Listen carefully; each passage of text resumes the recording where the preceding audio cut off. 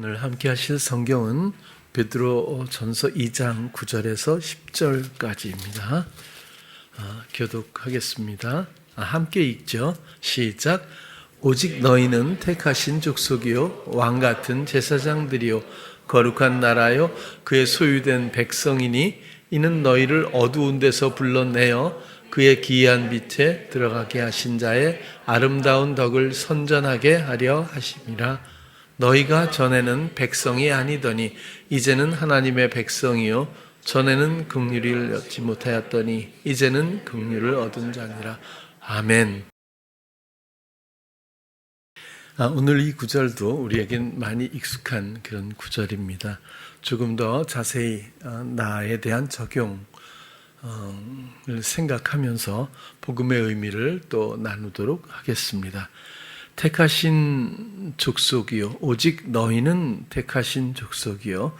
한 번쯤 설명을 드린 것 같은데 택하신이라고 하는 이 단어가 에클렉토스라고 하는 단어고 이것은 레고마이라고 하는 단어에서 또 파생이 되고 에크라는 건 무엇무엇으로부터 무엇무엇에 말미암아 뭐 이런 거잖아요. 그리고 레고라고 하는 건 앞에 놓다 이야기하다 그런 뜻이거든요. 그래서 결국 이 얘기는 앞에 놓고 이야기하다. 또 앞에 놓고 하나님 앞에 놓고 이야기하는 그것에 속한 족속 혹은 앞에 놓고 이야기하는 관계로 말미암은 족속 뭐 이렇게도 생각을 해볼 수 있을 것 같아요. 족속이라는 단어도 혈통, 뭐 자손, 민족 그런 뜻이죠. 왕 같은 왕다운이라는 말이 더 맞을 거예요. 번역이 또 요즘 새성경에는 그렇게 돼 있거든요. 왕다운 제사장들이요. 이 결국 여러분들에게 대한 얘기입니다. 잘 들으셔야 돼요. 여러분들은 택하신 족속이고 왕다운 제사장들이에요. 어색하죠, 그죠? 그게 문제인데 오늘 그 문제를 좀 유격 없이 좀 다루고 싶어서 그래요.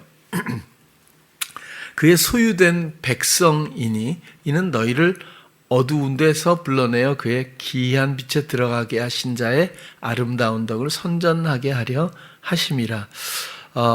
거룩한 하기오스는 순결한 뭐 이런 뜻이고 성도라는 뜻이기도 해요. 거룩한 나라요. 또 그의 소유된 백성이니 소유도 획득이란 뜻이거든요. 구원이란 뜻도 있어요. 예수님은 그냥 너는 내 거야 이런 게 아니라 획득하신 거예요. 대가를 지불하고 획득하셨죠. 그리고 결국 우리로 보면 구원을 받게 된 거죠. 그런 관계를 말해주고 있고요. 또 백성이라는 것도 하나님의 사람들, 라오스라고 하는 단어인데 하나님의 사람들이라고 하는 그런 의미입니다. 어두운 곳에서 불러내서 여기서 어두운 데서부터 불러내었다. 이게 에크로부터죠. 칼레오는 부르다라는 뜻이거든요. 에크칼레오거든요. 불러내어 어두운 곳에서 불러냈다. 에크칼레오가 결국 여러분들이 잘 아시는 교회 에클레시아가 합성어거든요. 에크와 칼레오의 합성어 합하면 에클레시아 교회가 되는 거죠. 어두운 묶여있던 옛사람의 자기 주장대로 죄 가운데 사망 안에 있던 그들을 불러내셔서 소유하신 획득하고 구원하신 그분, 그래서 몸된 교회로 이젠 주님을 순종하는 지체들로서의 몸된 교회, 그래서 에클레시아라고 그렇게 우리가 단어를 이해하고 있어요. 그리고 뭐 기이한 이런 것들은 뭐 경이롭다 이런 뜻일 거고요. 그리고 그 경이로운 빛에 들어가게 하신 자, 우리를 정말 경이로운 빛에 들어가게 했는지 이게 뭐 처음부터 끝까지 하나도 적용점을 발견하지 못한다면 심각한 상태입니다. 이게 뭐라고 말할 수가 없는데 지금 아무튼 기이한 빛에 들어가게 하신 자. 경이로운 빛, 이 빛은 뭘까요? 어두운 데서 불러내서 빛으로 빛은 어떤 의미일까요? 어두움을 먼저 생각하면 거짓, 의도, 욕망, 내 마음에 원하는 것, 그것들을 시도하는 것, 이 모든 것들을 부추기는 어떤 사단의 영적 세력과의 어떤 야합, 그것이 영적 간음이죠. 이런 죄와 사망의 모든 총체적인 이런 표현을 어두움이라고 보통 하는데, 그 반대편이죠. 죄가 아니라 이젠 의, 나의 뜻이 아닌 주님의 뜻, 아버지의 뜻대로죠. 그리고 주님의 행하심과 하늘의 모든 영향력과 원리, 그 다음에 지혜와 지식, 이런 것들로 말미암아 완전히 전환된 상태에서 이 빛 가운데 들어가게 하신 그분의 아름다운 이 복음의 일들을 홍보, 선전이죠, 하게 하려 하십니다.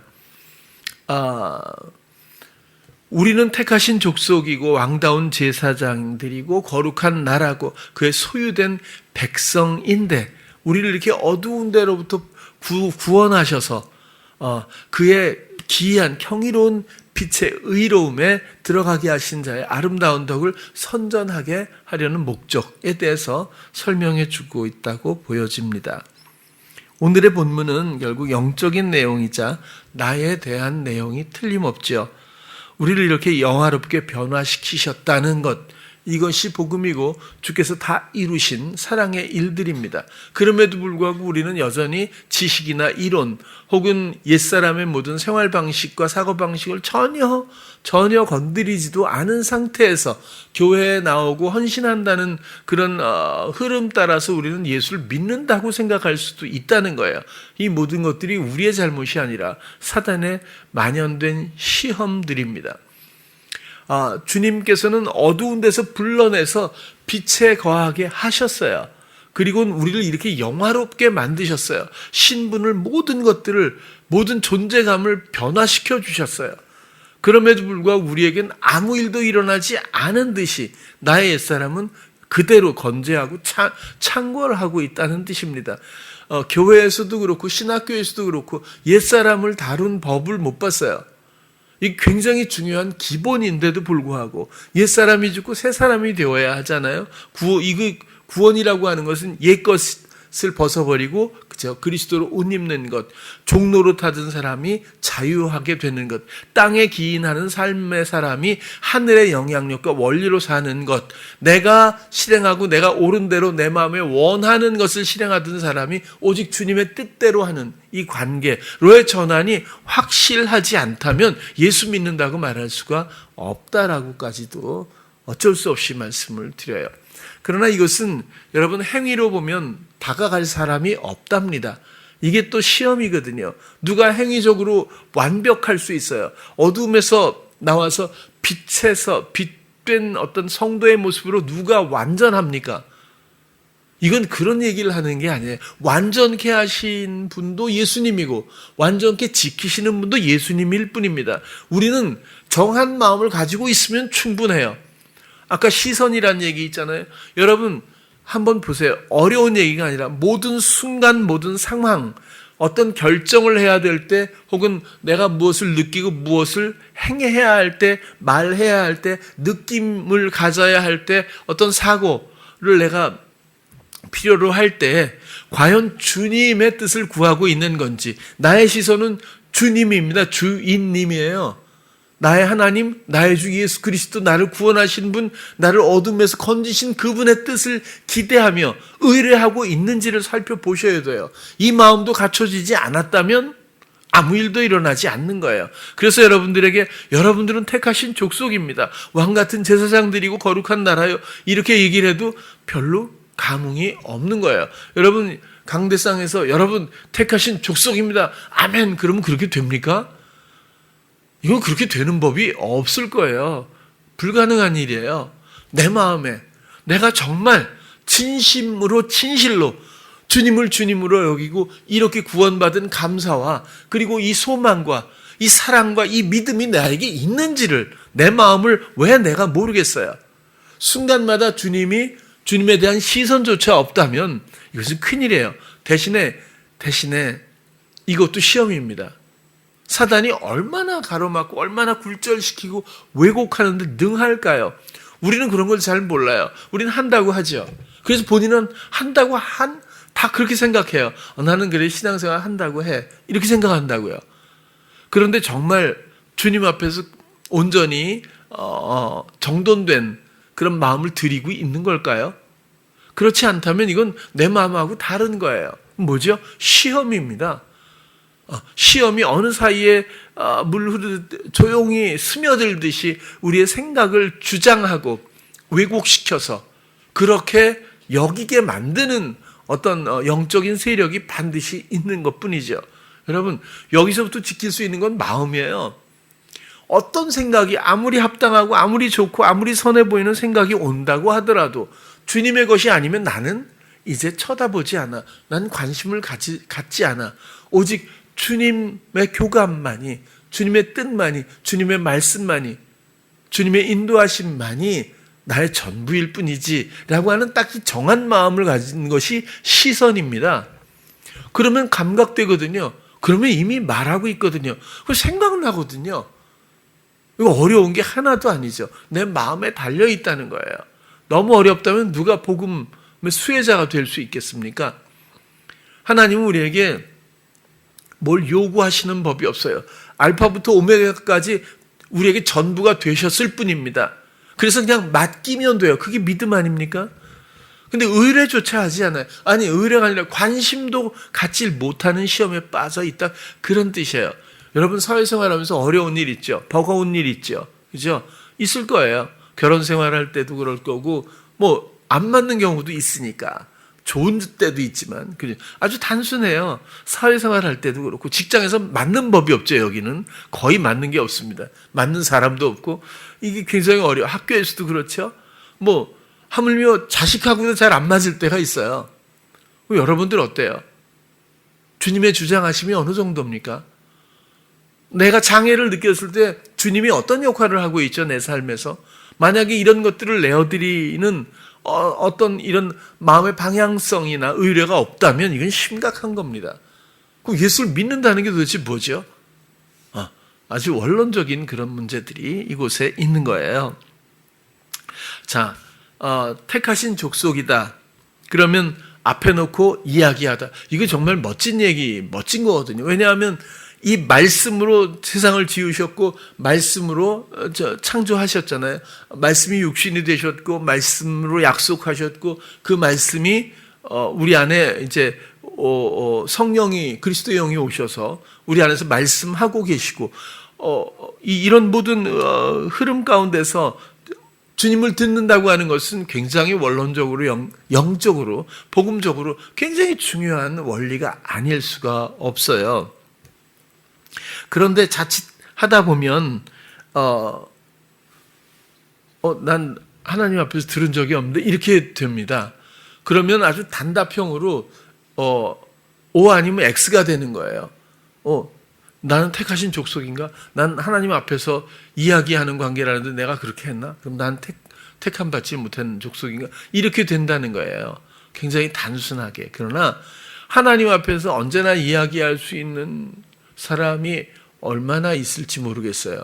이것은 앞에 두다 혹은 이야기하다라는 뜻이 단순하게 앞에 두다, 앞에 있어야 하고 이야기하다, 이야기해야 하고 이런 관계가 꼭 아니라는 거예요. 이건 제 생각이에요. 물론 이것은 하나님이 원하셔서 우리의 최종적인 자리이기는 해요. 그러나 앞에 있어야 하고 꼭 이야기해야 합격이다. 이런 얘기는 전 아니라고 보는 거예요. 앞에 두다라는 건 영원성이에요. 앞에 있다 또 딴 데 가도 갔다가 또 들어왔다. 이런 얘기 아니에요. 지성소의 하나님 언약궤 앞에서 휘장을 찢고 그 앞에 진설병처럼 앞에 있기를 원하는 거예요. 진설병은 무교병이거든요. 더 이상의 누룩도 세상에 대한 그 자기의 어떤 욕망도 소원도 갈망도 또 행함도 그 어떤 것도 없이 순결한 그 마음을 가지고 하나님 앞에 섰을 때의 관계성을 이야기하고 이것은 다시 말하면 사랑을 하는 거예요. 사랑의 관계일 뿐입니다. 하나님을 사랑하는 자들이죠. 이 사랑은 변하지 않아요. 감정이 아니거든요. 하나님이 먼저 생명을 아끼지 않고 사랑하신 그 사랑에 깨달음을 주신 은혜 가운데에서 하나님의 사랑을 알고 내 마음이 부복하고 그 사랑을 받아들여 나도 사랑하게 되는 관계에서 변하지 않는 하나님의 사랑을 닮은 그 사랑이 존재감으로서 하나님 앞에 세워졌을 때, 화목의 관계가 이루어졌을 때 하나님 앞에 있다. 그렇게 보는 겁니다. 그냥 앞에 서 있으면 무슨 소용이 있겠어요. 또 이야기한다. 여러분, 언약궤도 말씀이잖아요. 그죠? 말씀이 친수로서 새겨져 있는 겁니다. 율법도 말씀이거든요. 근데 이 말씀이 요한은 존재라고 말하고 있어요. 태초의 말씀이 계시니라예요. 태초의 말씀이 들리니라가 아니거든요. 이건 굉장히 육신적이고 세상적인 개념을 갖고는 경직되면 잘 못 받아들이는 얘기거든요. 그러나 아주 명백합니다. 하나님은 영이시라 그림자도 없어요. 형체가 없으시잖아요. 그럼 뭐지? 우리하고의 접점이 말씀이고 그게 존재라고 지금 이야기하고 있는 거거든요. 그래서 하나님과 이야기한다는 것은 옛날 선지자들처럼 모세처럼 물론 그렇게 이야기할 수 있어요. 그게 가능합니다. 사랑하면 그렇게 됩니다. 그러나 서로 말하는 관계를 뛰어넘어서 사랑 때문에 서로를 알고 이해하는 관계가 더 깊은 설명이 될 수 있다는 거예요. 꼭 난 말을 못 들었는데 난 무슨 이렇게 하면 주님 뭐라고요? 동으로 갈까요? 서로 갈까요? 이런 거죠. 이 학교를 갈까요? 이 학교를 갈까요? 뭐 이 직장을 갈까요? 저 직장을 갈까요? 이거 A, B 이거 갖고 어떻게 해야 되죠? 이러면서 들으려고 할 수 있거든요. 그러나 마음에 감각되는 것이 왜? 그분이 내 마음에 계시고 그 사랑으로 말미암아 감각되는 영감이 있어요. 영적인 내적 감각이 있다고요. 그분이 알게 하시면 충분한 것 아니에요? 말을 왜 하죠? 이해시키려고, 교감하려고, 그렇죠? 교제하기 위해서, 마음을 표현하기 위해서 말해요. 사랑하면 말하지 않아도 알아요. 또 아니면 몰라도 괜찮아요. 그게 하나님의 뜻이면. 우리는 사랑의 관계로 하나님 앞에 선 사람들이고 그리고 사랑으로 모든 것들을 교감할 수 있는 하나님이 원하시는 게 그것 아니겠어요? 좀 더 달리 말하면 그럴 수 있다는 거죠. 자칫하면 그래서 방법론으로 갑니다. 학교가 가장 취약한 부분, 신학교가 특히 그렇고 모든 학교가 대부분 그런데 이게 학교를 다녀보면 이게 좀 가장 취약한 게 뭐냐면 자꾸 분석하려고 그래요. 그리고 뭔가 분석해서 나누고 이걸 전개하고 그걸 또 설명하기 위해서 부언 설명을 또 하다 보면 이상한 가지들이 쫙 뻗어나가서 이상한 결론에 그 본질을 놓칠 때가 너무 많더라고요. 뭐 제가 저만 그렇게 느꼈는지 모르겠어요. 그래도 뭐 학교에서 가르치는 친구가 끄떡끄떡 하니까 아무튼 자칫하면 하나님의 음성을 듣는 법 이렇게 갈 수 있다고요. 이거 나쁜 거 아닙니다. 잘못된 게 아니에요. 사모하니까 그렇죠. 그러나 이것이 갖고 있는 한계가 좀 차갑지 않으세요? 하나님의 음성을 듣는 법. 그럼 책을 보면 대부분 뭐 기도, 성경 공부, 뭐 아니면 뭐 여러 가지 있어요. 성도로서의 덕목이라든지 그 그러면 기도다 그러면 기도를 주장하시는 분의 그런 주장을 듣게 되면 기도하게 돼요. 기도하면 들리나요? 안 들릴 때가 훨씬 많을걸요? 사랑하면 알 수 있어요. 그러니까 본질을 놔두고 또 좀 부수적인 것에 집중하도록 하는 시험들이 많다는 얘기예요. 하나님의 음성을 듣기를 원하는 것이 왜 나빠요? 그러나 조금 왜곡되게 자꾸 이해를 시키려고 하는 시도들이 너무너무 많은 것 같아요.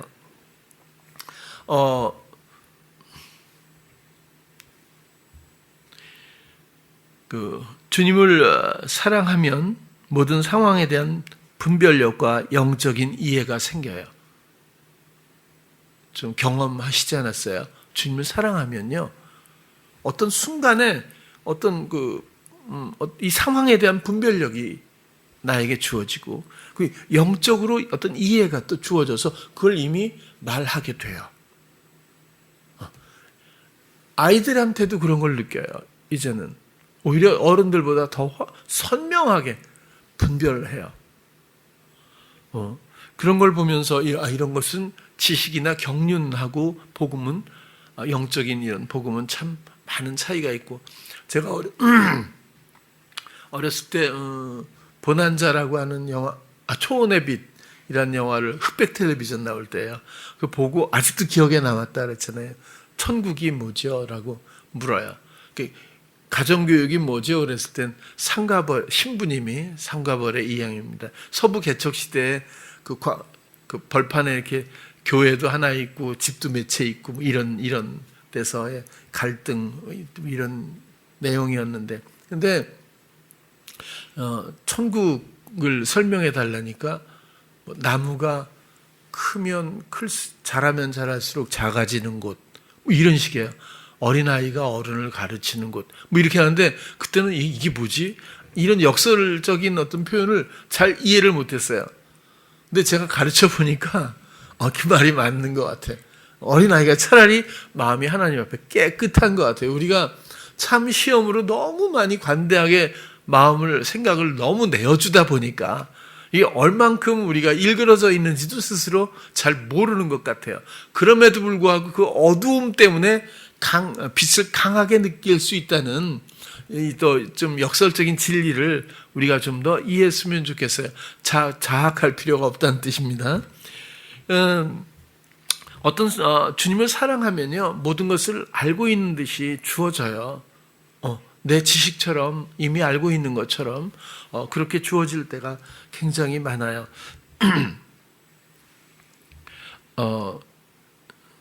결국 영원한 사랑의 관계가 택하신 족속의 내용이 아닐까, 결론적으로는 그렇게 생각이 들어요. 그래서 여러분, 주님을 사랑하지요?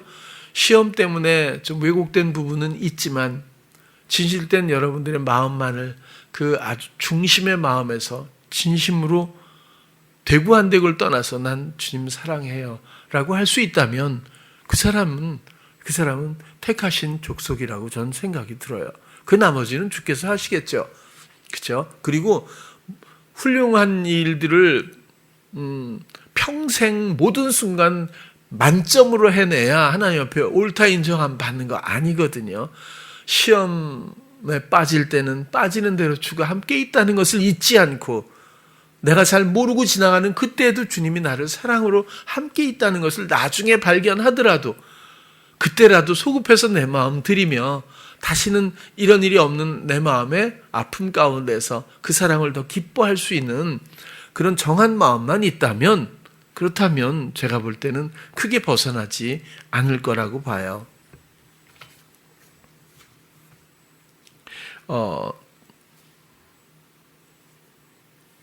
저 같은 경우도 마찬가지인데, 참 불행한 거는 신학교에서는 이런 걸 가르쳐 주질 않더라고요. 옛사람에 대해서도 그렇고 나의 죽음이 무엇인지 뭐 이런 것들에 대해서는 별로 다루지 않았던 것 같아요. 저 또한 뭐 독학을 하다 보니까 학교에서는 못 배우고 결국에는 삶에서 주님을 만나게 되고 사랑하게 되는 과정 가운데 뒤를 돌아보면 80년대쯤에 제가 그렇게 주님을 사랑으로 만나고 모든 순간을 이야기하고 무얼 먹든 어딜 가든 잠을 자든 어떤 일을 하든 간에 정말 주님과의 관계 가운데서 그토록 기쁨에 들떠서 어쩔 줄 몰라 하면서 생활했던 몇 년이 있었는데요.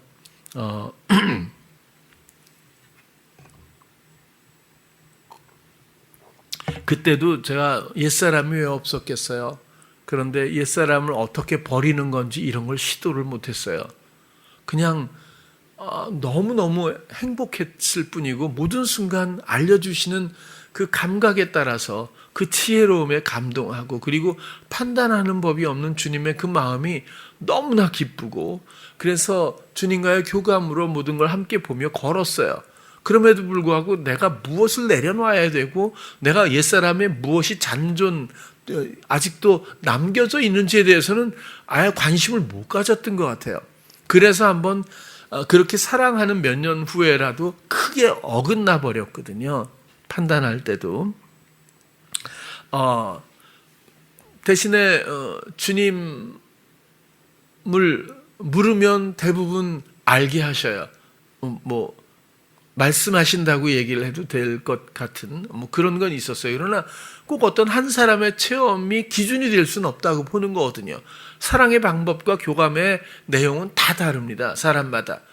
평생 말을 없어도. 경상도 남자, 옛날엔 그런 얘기 많이 했고, 경상도 남자는 뭐 말이 없고, 그래서 뭐 이렇게 사랑한다는 말을 평생 못한다 이래도 다 끄떡이었거든요. 요즘에는 뭐 경상도, 뭐 전라도, 뭐 강원도 이런 게 없지만 옛날에는 교통이 불편했을 땐 그런 게 좀 특색이 좀 많이 있었어요. 전라도 사람들은 좀 이게 친절하고 이렇게 좀 막 이런데 남자들 좀 그런 게 있는데 경상도 남자들은 제가 오죽하면 결혼하지 말라고 그러는 여자들한테 여자를 위하는 법을 못 봤어. 내가 볼 땐. 요즘엔 많이 달라졌겠죠. 경상도 남자라고 살아남겠어요. 요즘에 그래가지고 세태가 이렇게 흘렀는데, 근데 옛날에는 진짜 무뚝뚝했거든요. 그래도 사랑하는 마음이 없는 게 아니다. 그래서 뭐 밥을 먹고 찌개를 먹으면 맛있다 이렇게 하면 그게 정말 사랑해 뭐 이런 소리였다고 어떤 목사님이 설교를 하시더라고요. 근데 믿어지질 않았어요. 전 서울 사람이거든요. 그래서 뭐 그게 그 말이 왜 그 말이지 막 이럴 정도였거든요. 주님하고 관계는 여러분들 한 사람의 사랑 이야기일 뿐이에요. 어떤 기준이 있죠? 어떻게 해야 하는 거죠? 그럴 필요가 없고 그렇다고 아무것도 안 해도 된다 이런 건 아닌데 정말 여러분들의 진실한 마음 하나로 주님의 기쁨은 충분하다고 봅니다. 그리고 그 인도하심의 큰 울타리에서 벗어나는 법이 없어요.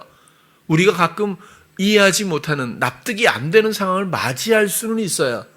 그러나 그때도 잠잠히 주께 시선을 돌리면 알게 하셔요. 모르게 하셔도 그 마음 붙으셔서 불안감이 없어요. 뭔가 믿어지는 구석이 있거든요. 편안할 거라고요.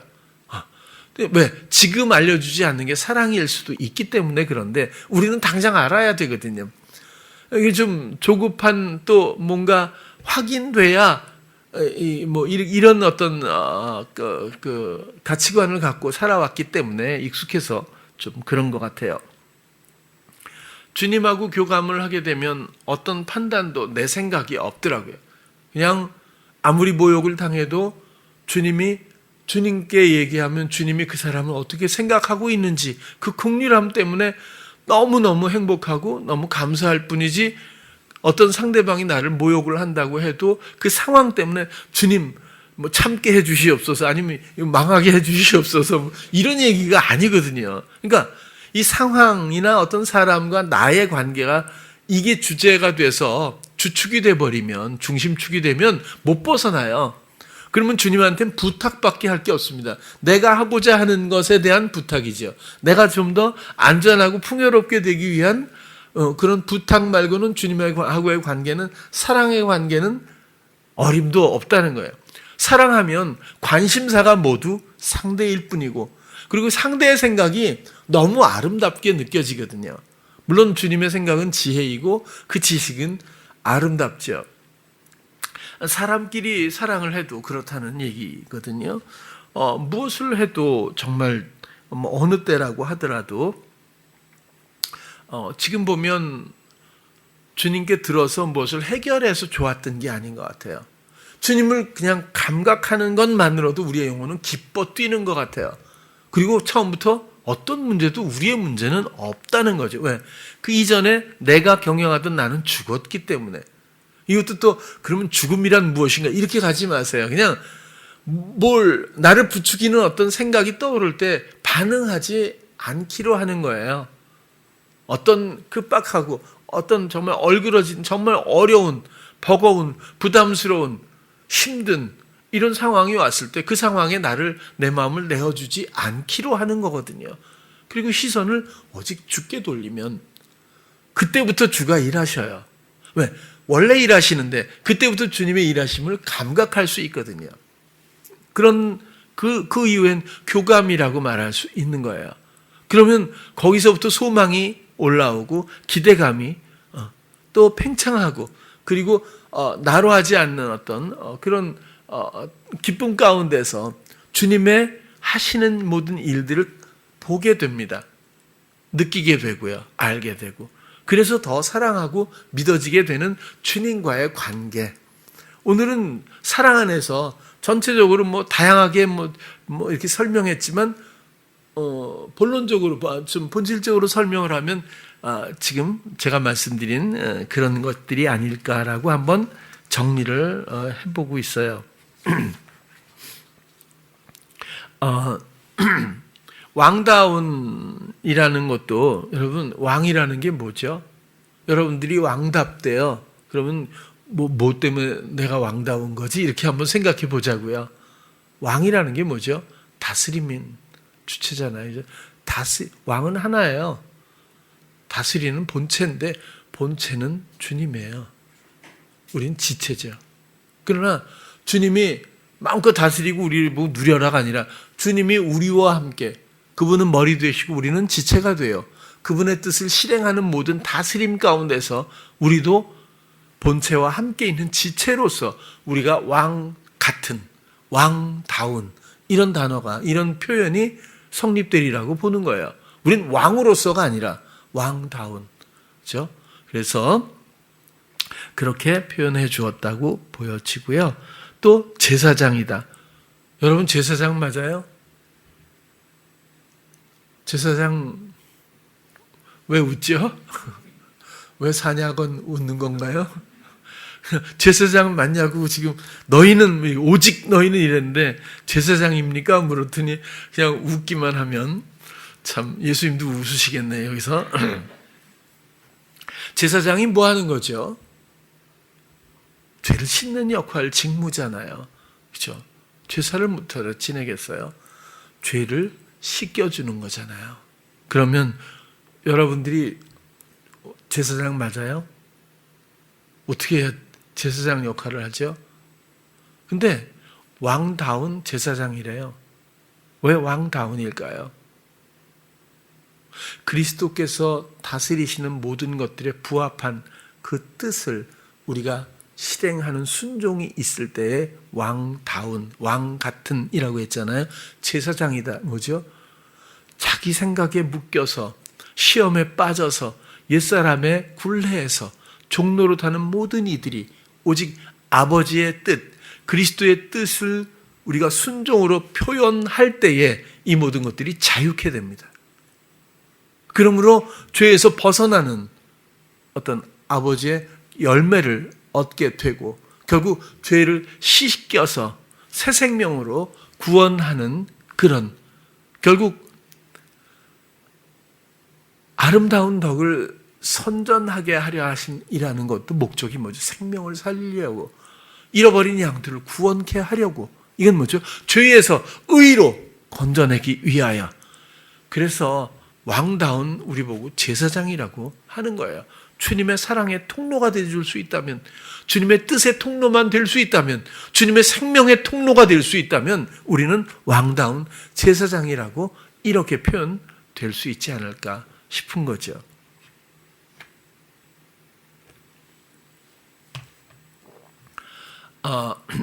거룩한 나라여 그의 소유된 백성이다. 소유 아까 말씀드린 대로 획득, 구원, 보존 이런 뜻인데요. 백성은 하나님의 사람들 그런 거고요. 이 소유는 획득하신 거 맞아요. 주님이 핏값을 주고 생명을 내어주고 대신 우리의 생명을 우리를 죄에서 건지셔서 사망에서부터 생명으로 죄에서 의로 이렇게 건져 주셔서 말씀으로 재창조된 다시 말씀드려서 말씀대로 순종함으로 주님 그리스도의 사심 그 생명에 연합된 새로운 어떤 존재로서 설명되고 있는데요. 그렇게 우리는 주님의 것이 되었습니다. 이젠 우리 것이 따로 있지 않고 주님 안에서 설명될 수 있는 소유된 우리가 하나님의 사람들이죠. 주님도 우리에게 소유되길 원하셨어요. 왜? 그래야 사랑이니까. 사랑하는 두 사람이 한 사람에게만 소유된다면 그것은 조금 불완전할 거예요. 서로가 서로에게 소유될 때 그래서 결혼하는 건 아니겠어요? 요한복음 한번 볼까요? 15장 5절에도 보면 나는 포도나무요 너희는 가지니 저가 내 안에 내가 저 안에 있으면 이 사람은 과실을 많이 맺나니 나를 떠나서는 너희가 아무것도 할 수 없음이라. 사람이 내 안에 거하지 아니하면 가지처럼 밖에 버려 말라지나니 사람들이 이것을 모아다가 불에 던져 사르느니라. 너희가 내 안에 거하고 내 말이 너희 안에 거하면 무엇이든지 원하는 대로 구하라. 그리하면 이루리라. 이 5절에 7절까지의 이 포도나무 비유 가운데서 우리는 항상, 저는 교회 다니면서 또 특히 부흥 강사님들은 딱 뜯어가지고 그냥 너 무엇이든지 원하는 대로 구하라. 그러면 이루리라. 아멘. 뭐 믿습니까? 요것만 많이 다뤘던 것 같아요. 그런데 5절로 가보면요, 나는 포도나무요 너희는 가지라고 지금 비유를, 예수님과 우리에 대한 강력한 이 연합관계의 비유를 먼저 해주시잖아요. 이게 성립이 안 되면 아무것도 설명이 불가하니까요. 저가 내 안에 내가 저 안에 있으면, 저가 내 안에 있다, 내가 저 안에 있고 저가 내 안에 우리가 소유 아까 획득되었다고 했죠. 또 내가 저 안에 있으면, 예수님도 우리 안에 계시다고 하는 것은 공유된 가치 그리고 오직 주님의 뜻만으로서 화합되어 있을 때, 또 주님의 사심이 우리의 마음에 있어서 그분의 원하심, 그분의 생각, 그분의 뜻이 우리가 그것을 말하고 실행하는 어떤 이런 관계에서 우리 안에 계시다고, 우리의 생명으로 오신 예수 그리스도가 우리 안에 있다고, 그러면 과실을 그 뜻의 열매를 많이 맺게 되고, 중요한 건 이 예수 그리스도의 연합의 관계에서 떨어져서는 우리는 아무것도 할 수 없습니다. 영적인 얘기입니다. 생명에 관한 얘기고요. 하나님에 대한 문제고 생명에 대한 문제입니다. 그것은 사람으로서는 세상에서는 아무것도 할 수 없다. 그런 얘기고요. 7절도 또 넘어가서 보면 너희가 내 안에 거하고 내 말이 너희 안에 거하면, 그렇죠? 내 말이, 여기서 내 말이, 이건 로고스가 아니라 흐레마예요. 이건 무슨 뜻이냐면, 레고는 이야기하다라는 뜻이라고 했잖아요. 근데 흐레마라고 하는 것은 명령한다는 거예요. 로고스는 존재감을 갖고 있다면, 흐레마라고 하는 것은 그 말씀이 무엇을 하게 만드는 과정에서의 표현입니다. 그 흐레마라고 하는 건 하게 만들다, 명령하다, 이런 뜻이에요. 그러니까 내 말이 너희 안에 거한다는 것은 그냥 존재감으로서가 아니라 말씀이 우리에게 무언가를 하게 하시는, 인도하시고 명령하신다는 거예요. 그렇게 해서 하게 만드는 그런 관계가 있으면 그 말씀이 생각나게 하고 구하게 하는, 그대로 순종할 수 있다면 그것이 주님의 원하심이 우리의 원함이 되어서 그런 관계가 된다면 무엇인지 구하면 그대로 그 뜻대로 이루어진다는 거지, 내가 이런 걸 설정해서 나 이런 걸 원하는데 한 다음에 뭐 주님이 내 안에 계신다고 믿고 뭐 이렇게 이런 공식이 아니라는 걸 이해를 했으면 좋겠어요.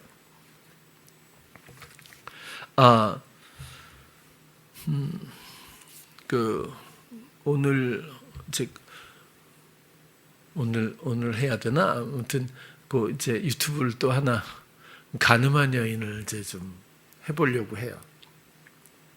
가늠한 여인을 한번 찾아봤어요. 그랬더니 대부분의 사람들이, 세번역에도 그렇게 각주가 달리는데, 예수님이 과연 땅에 무엇을 썼을까? 이거 굉장히 아주 논란이 많아요. 주장이 많죠. 아무도 여기에는 답변을 할 수가 없습니다. 성경이 없으니까 각자 다 얘기해 놓고 끝에 가서 가로치고 있어요. 나의 짐작이지만 가로 닫고 뭐 이렇게 그런 걸 해요. 왜냐하면 뭐 명백한 게 없잖아요. 근데 대부분은 뭐냐면, 대부분의 주장은 서 있는 사람들의 이름을 쓰고 그다음에 그들의 죄상들이죠. 죄목들을 기록하셨다. 그래서 그들이 너희들이 죄 없는 자가 먼저 쳐라. 그랬을 때 그들이 꼼짝 못하고 자기들의 죄를 기록하시는 걸 보고 그들이 물러날 수밖에 없었다라고 하는 것이 굉장히 많은 사람들이 한 표씩 던지고 있는 주장이에요. 그런데 가늠한 여인의 이 사건에서 주제가 제가 볼 때는 죄가 되면 안 됩니다. 이건 가로 열고 제 생각입니다만 가로 닫고예요. 이거 죄가 되면 안 돼요. 이 사건은요. 만약에 죄가 주제였다면 예수님도 정죄를 했어야 돼요. 그러나 예수님은 끝까지 정죄하지 않으셨어요. 그러면 이게 도대체 뭘 표현하고 있는 걸까?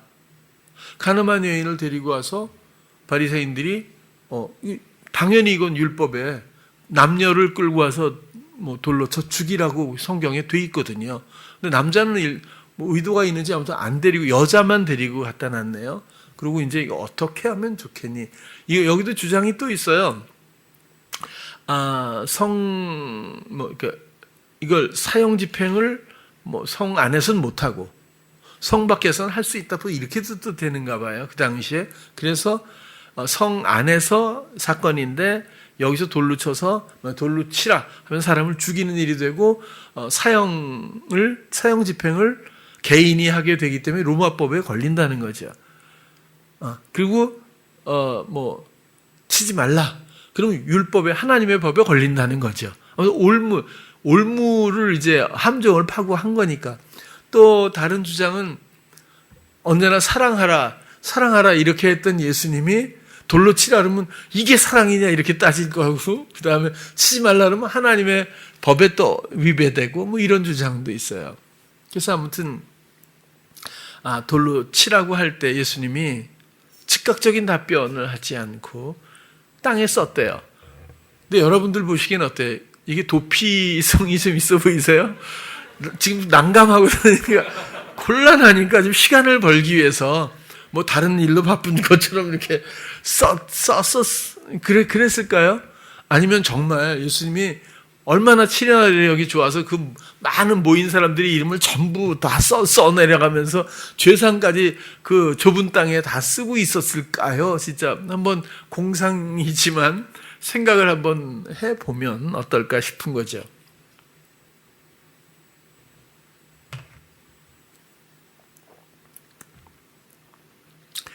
제 생각입니다마는 에덴에서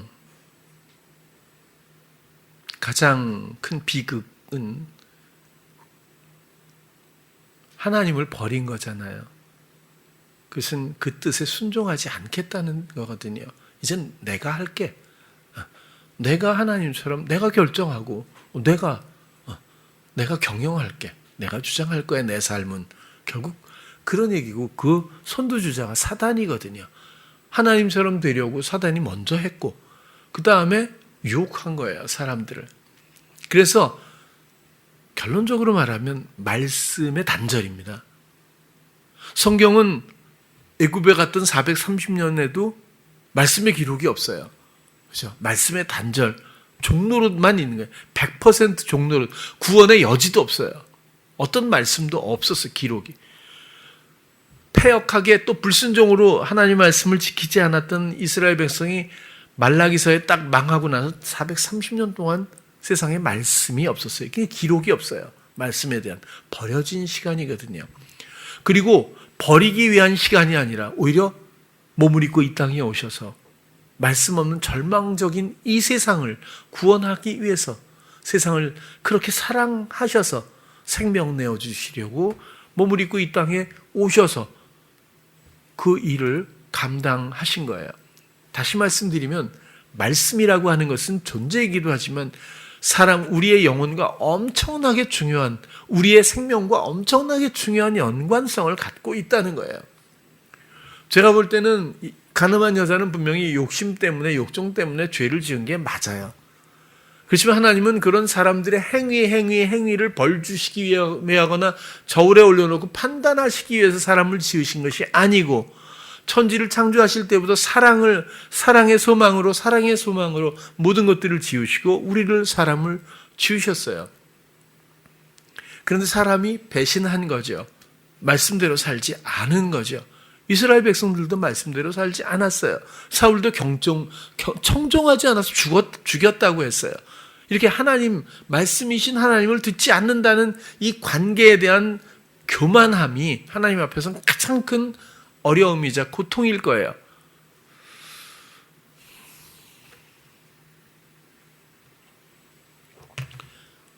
이렇게 욕정도 그 가늠한 여자가 자발적이었을까요? 전부 시험입니다. 죄에 빠져 늪에 빠지게 하는 사단의 시험이 각양각색으로 모든 인생 가운데서 얼마나 창궐한지 모르잖아요. 그죠? 이게 대단한 겁니다. 어쨌든 그렇게 죄에 빠져서 죽을 수밖에 없는 율법을 어긴 이 여인을 주님은 긍휼히 보신 거예요. 왜? 본인의 의도가 아니라 의도치 않지만 시험에 의해서 말씀 없는 이 땅에 이 세상이 이렇게 버려지고 이렇게 짓눌려지고 이렇게 피폐해질 수밖에 없는 더럽고 추하고 악한 사단의 모든 계계에 그 종노릇을 넘어서는 처참함, 그 영혼들에 대해서 하나님은, 이 모든 영혼들을 지으신 하나님께서는 그들을 긍휼히 여기시는 거예요.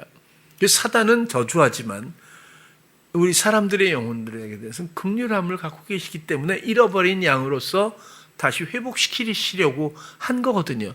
그래서 제 생각에는 이 땅에다가 한 번도 자의로 말하지 않으신 그리스도께서 그 순간에 하나님과의 교감 가운데서 무언가를 쓰셨는데 그 내용이 중요한 게 아니라 이게 말씀이라는 거예요.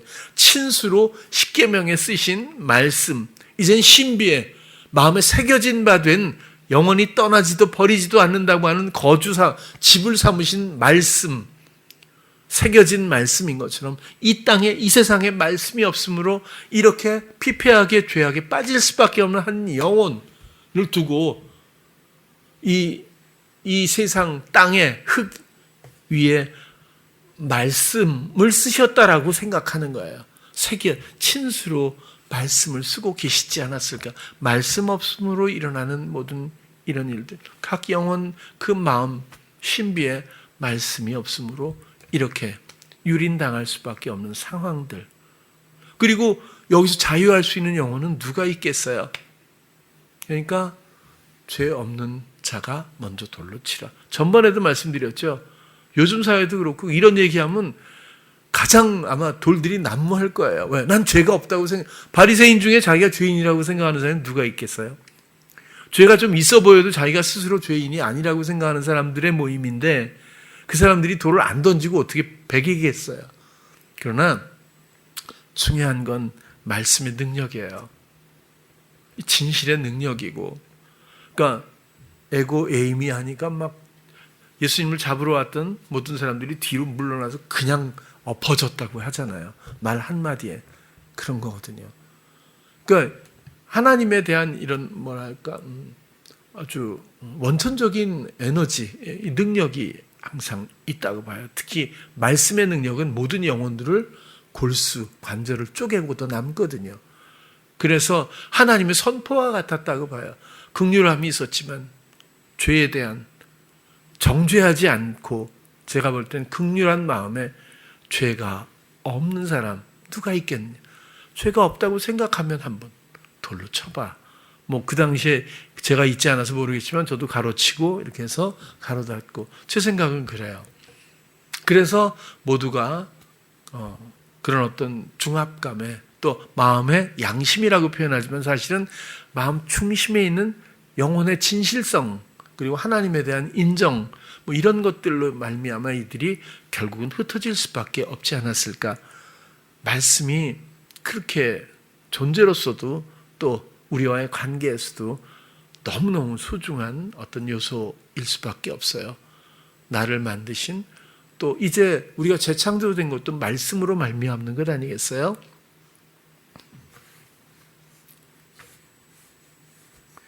오늘 택하신 족속이요, 여러분들은 택함받은 민족이 맞나요? 마음의 얘기예요. 마음의 진정성의 이야기예요. 나는 또 넘어지지만 넘어지지 않아야 되는 게 아니라 나는 또 넘어져요. 난 또 생각을 뺏길 수도 있어요. 난 어찌 보면 어느 때는 내가 원하지 않는 패역한 모습으로 행동 양식을 보일 수도 있어요.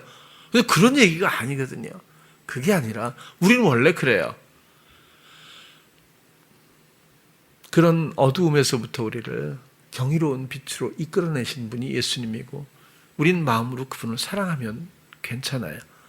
사랑도 우리가 하는 게 아니라 그분이 주시는 사랑을 의지하기만 할 수 있다면 그것이 다시 말해서 시선과도 같은 거예요. 우리의 마음의 방향성, 관심사, 주님에 대한 신뢰, 이런 것만 있다면 우리는 위험해 보여도 안전할 거예요. 불안해 보여도 우리를 평강으로 인도하시고 지키실 거예요. 우리는 평강이 목적이 아니에요. 주님이 목적이죠. 우리의 유일한 목적은 사랑하는 겁니다. 주님은 어떤 제물이에요? 화목 제물이에요. 우리는 하나님과 화목한 거예요. 그 앞에서 사랑을 나누자고 하나님 앞에 서 있지, 앞에 세워져 있는가, 나는 하나님과 이야기하고 있는가, 뭐 이런 식으로 학교식으로 그렇게 하면 조금 너무 건조한 것 같아요. 저는 여러분들의 마음을 믿어요. 물론 제가 판단력이 항상 그렇지 썩 좋진 않지만, 너무 여기다가 또 힘들고 마음도 그럴 때가 있지만, 여러분들의 행위라든지 그런 건 저도 제가 뭐라고 저는 별로 크게 관심이 없어요. 여러분들의 마음이 오직 주께 대한 시선을 빼앗겼을 때 제가 청년들을 가리키면서 뭐라고 한 적은 있어요. 너무 위험하니까. 그러나 여러분들의 사고방식과 행동 양식 가지고, 행위 가지고 저는 어느 누구도 뭐라고는 해본 적이 없다고 기억해요. 왜? 저의 영역이 아니거든요. 저 또한 오직 주님께 시선을 드리고 주님을 사랑하는 것 말고는 할 수 있는 일이 없고, 그 주께서 나를 나답게 하나의 가지로서 열매 맺게 하신다면 그것이야말로 나의 영화로움이고, 그리고 그것으로서의 기쁨만으로 충분한 보상과 사랑의 어떤 뭐라고 해야 되나요? 내 마음의 만족이 있지 않겠는가? 여러분들 한 사람 한 사람이 그래요. 우리는 지독하게 연약해요. 우리는 말할 수 없이 어리석어요. 똑똑하다고 생각하면 이상한 사람이에요. 아직 멀었어요. 누가 그러잖아요. 스스로 성자라고 생각하는 순간 그는 이미 성자가 아니다. 그죠? 그거는 좀 어렵게 들릴지 모르지만, 우리가 난 똑똑해. 이게 진짜 어리석은 생각이거든요. 조심하셔야 돼요. 겸손해야 합니다. 이렇게 얘기하는 것도 어려운 거예요. 겸손도 내가 어떻게 해서 되는 일이 아니거든요. 나다울 때 겸손이 표현되는 것 뿐이잖아요. 자, 그래서 오늘은 처음 오늘 본문에 돌아가도 이제 당당하게 너무 어려운 그런 내용이 아니니까 여러분들은 사랑의 마음으로 마음의 중심을 얘기하는 거예요. 하나님 앞에 서고 또 하나님과 교감하며 사랑하길 원해요 라는 마음이 진심이라면 여러분들은 택하신 민족 족속이 맞아요. 또 왕다운 제사장들이요, 여러분 항상 그러지 못한다고 해도 항상 제사장도 비번이 있을 거 아니겠어요? 월차도 내고. 그래서 항상 매일 똑같이 안 해도 난 괜찮다고. 이게 시험이거든요. 우린 100점 맞아야 돼. 그죠? 근데 하나만 잘못하면 우리는 땡이야. 이렇게 이런 논리가 아니거든요. 우리의 마음의 진실 깊은 곳에서 나의 왕은 오직 예수 그리스도고, 그리스도께 순종할 때마다 죄에 억눌려 있는 수많은 우리 영혼들이 주께로 돌아오는 놀라운 일들을 보기를 원해요. 그러면 왕다운 제사장이라고 말할 수 있지 않겠어요? 그리고 이제는 정말 순결한, 내 마음에 다른 게 없어요. 내가 원하는 것, 내가 하고 싶었던 것, 그런 거잖아요. 갈망, 동경, 이런 것마저도 이젠 다 부질없고 허무하다는 나의 주장적, 에덴에서부터 자기 경영에 빠져왔던 죄성에 불과하다는 것, 아무리 아름다워 보여도 이런 것들이 더 이상 나의 관심사가 아닌 채, 그것이 무교병이고 우리가 순결하다고 말할 수 있죠. 주님에 대한 순결한 내 마음을 확인할 수 있었으면 좋겠어요. 여러분들 마음속에 그게 자신이 없는데 난 이런 걸 사실 좀 원할 때가 있고 라고 생각하지 마세요. 사단이 몰래 내 뒤에 숨겨놓은 손수건인데, 여러분 그 손수건, 그 게임할 때 손수건 놓잖아요. 몰래 손수건 놓으면 뭔가 벌칙이 있잖아요. 중요한 건 사단은 그 손수건을 놔요. 근데 우리는 지레짐작으로 이 손수건 때문에 뭔가 벌칙을 감당해야 된다고 생각해요. 사단이 내 뒤에 손수건을 쌓아놓으면 쌓아놓기는 놔두세요. 그리고 뭐 할 필요, 벌칙 감당할 필요가 없다는 거예요. 관계가 없다는 얘기를 하고 싶은 거예요. 근데 우리는 원리적으로 항상 모든 걸 이해하니까 뭔가 손수건이 놓여있으면 난 뭔가 또 해야 돼. 이런 생각을 할 수도 있거든요. 마음 빼앗기지 않기를 바라는 거죠. 그의 소유된 백성이고, 이건 주께서 이루신 거거든요. 나를 획득해 주셨어요. 그렇죠? 너무 아름다운, 또 우리를 어두운 데서 불러내서 그의 기이한 빛에 들어가게 하신 분이다. 이 모든 것들이 이제는 우리 마음속에서 좀 더 선명하고, 그렇죠? 기쁨으로 자신감 있게 우리가 고백할 수 있었으면, 동의할 수 있었으면 하는 마음으로 오늘의 이 구절을 가지고 우리가 함께 나누었어요. 여러분, 우리가 이렇게 앞에 놓고 이야기하다, 주님의 다스림에 참여케 함으로 구원의 통로가 되게 하셨다, 이런 내용이잖아요. 우리 안에 계시고 우리도 주님 안에 계시기를 원하시는 것, 어두운 곳에서 우리를 부르셔서 빛의 자녀가 되게 하신 것, 원리적으로 보지 마시고요. 이 모두가 사랑 때문에, 사랑으로 하신 결과라는 걸 잊지 마시고, 나도 내 사랑을 드립니다 하면 완결된다고 봐요. 무슨 뜻인지 좀 이해해 주셨으면 하고요. 그리고 이렇게 부르심을 받은 우리의 앞으로의 인생의 우리 모습에서, 세상에서 우리가 할 수 있는 일들, 아름다운 덕을 선전하게 한다, 이것도 좋지만 골로새서 4장 6절 한번 볼까요? 너희 말을 항상 은혜 가운데서 소금으로 고르게 함과 같이 하라. 그리하면 각 사람에게 마땅히 대답할 것을 알리라. 우리가 빛 가운데 가며 세상에 빛이 되길 원하셔요. 또 우리를 소금의 역할을 감당하라고 예수님이 그렇게 말씀하세요. 여러분, 어떻게 소금이 되는 거예요? 어떻게 짭짤하죠? 뭐 어떤 역할이 소금이에요? 그죠? 여러분, 빛과 소금이 되십시오. 아멘. 그러면 끝나는 건가요, 또? 그죠? 그게 아니고, 골로새서에 바울이 이렇게 얘기해 주는 게 굉장히 도움이 되거든요. 너희 말이에요. 로고스입니다. 너희 말을 항상 은혜 가운데서 소금으로 고르게 양념을 치다. 이런 게.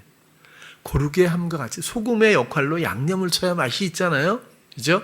왜 저도 그렇게 짠 게 맛있는지 모르겠어요. 뭐 저염식 자꾸 그러는데 정말 힘든 것 같아요.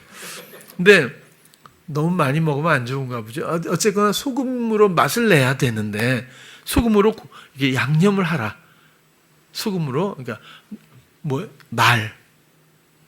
말을 은혜 가운데 소금으로 양념 치듯, 양념을 만들듯 그렇게 말하라는 게 은혜 가운데서. 그리하면 각 사람에게 마땅히 대답할 것을 알리라. 대답할 것을, 이것은 이렇게 질문하고 답변하고의 주고받는 어떤 역할로 느껴지겠지만 사실은 말하기를 시작하다, 이런 뜻이에요. 본 단어의 뜻은. 그래서 이게 결국에는 맛을 낸다고 하는 것이 은혜 가운데에서 말씀이신 우리 하나님, 그리고 또 우리의 교감 가운데서 알게 하시고 깨닫게 하시는, 또 말하게 하시는 그 순종 가운데서 이렇게 우리가 은혜 가운데 말을 하게 되면 소금으로 마치 양념을 해서 맛을 내는 것처럼 무의미한 모든 삶들에서부터 어떤 의의 원동력으로 생명력을 불러일으킬 수 있는 역할이 감당할 수 있지 않겠느냐라는 그런 의미라고 보여지는 거예요. 그러니까 빛과 소금의 역할을 감당해 달라고 하죠. 이것도 주께서 하시는 일이죠.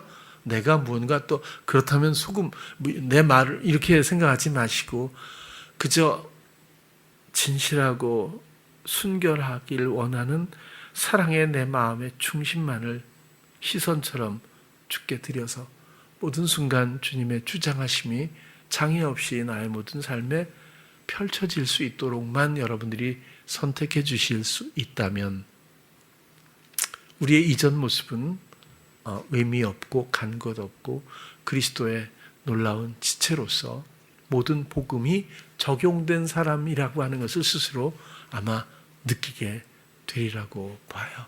그래서 오늘은 그런 의미에서 순간마다 이렇게 주께 마음 드릴 때마다 영적인 분별력과 그런 영적인 이해를 통해서 주님의 뜻을 말하고 전할 수 있는 하나님의 사람들 모두 되기를 소망하며 말씀을 전했어요. 기도하겠습니다. 사랑의 주님, 오늘은 또 베드로 전서에 있는 택하신 족속 왕다운 제사장 거룩한 나라 소유된 백성 이런 내용을 가지고 우리가 함께 나누었습니다. 무거워 보이고 어려워 보이는 의무감처럼 다가오지만 이 모든 것들이 사랑의 마음에 대한 설명으로 이해합니다. 이 순간도 한순간도 놓치지 않고 의미 없는 우리의 생각에 빠지지 않게 하셔서 오직 주님에 대한 마음의 시선 가운데 인도받길 원하고 진실함이 더 충만케 하시고 또 주님의 놀라운 다스림의 지체들로서 그 통로들로서 세상을 향해 빛과 소금의 역할을 감당할 수 있는 우리 모두가 되게 하여 주시옵소서. 예수님 이름으로 기도드렸습니다. 아멘.